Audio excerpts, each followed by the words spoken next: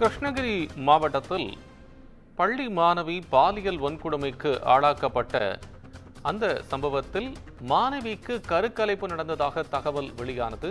இது தவறான தகவல் என்று மாவட்ட ஆட்சியர் தினேஷ்குமார் விளக்கம் அளித்திருக்கிறார். அது தொடர்பாக அவர் வெளியிட்டிருக்கக்கூடிய விளக்கத்தில் மாணவிக்கு கருக்கலைப்பு இல்லை என்றும் அவர் தகவல் தெரிவித்திருக்கிறார். இப்படி தவறான தகவலை பரப்ப வேண்டாம் என்றும் வேண்டுகோள் விடுத்திருக்கிறார்.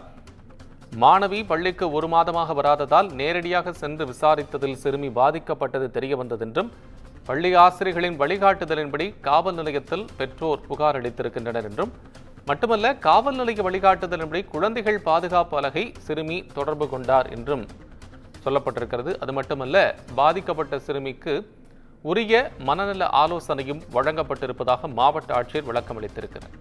கூடுதல் விவரங்களுடன் கிருஷ்ணகிரி மாவட்ட செய்தியாளர் பாஸ்கர் இணைப்பில். பாஸ்கர், இப்ப இந்த ஆட்சியர் கொடுத்திருக்கக்கூடிய விளக்கம் தொடர்பான முழுமையான விவரம். வணக்கம் கோபால். அதாவது கிருஷ்ணகிரி மாவட்டத்தில் சிறுமி பாலியல் வன்கொடுமை செய்யப்பட்ட புகாரில் 3 ஆசிரியர்கள் கைது செய்யப்பட்டனர்.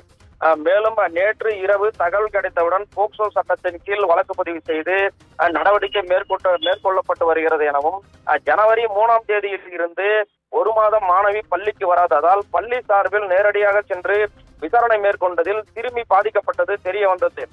மேலும் பள்ளி ஆசிரியர்கள் வழிகாட்டுதலில் சிறுமியின் பெற்றோர் பர்கூர் அனைத்து மகளிர் காவல் நிலையத்தில் புகார் அளித்தனர். மேலும் காவல் நிலையம் அளித்த வழிகாட்டுதலின் அடிப்படையில் பாதிக்கப்பட்ட சிறுமி குழந்தைகள் பாதுகாப்பு அலகை தொடர்பு கொண்டார். மேலும் பாதிக்கப்பட்ட சிறுமிக்கு உரிய மனநல ஆலோசனை வழங்கப்பட்டுள்ளது எனவும், சிறுமிக்கு கருக்கலைப்பு நடந்ததாக தவறான தகவல்களை பரப்ப வேண்டாம் என்றும், மேலும் மாவட்ட குழந்தை பாதுகாப்பு அலகு மற்றும் மாவட்ட காவல்துறை விசாரணை மேற்கொண்டு வருகின்றனர் எனவும் கிருஷ்ணகிரி மாவட்ட ஆட்சியர் தினேஷ்குமார் விளக்கம் அளித்துள்ளார்.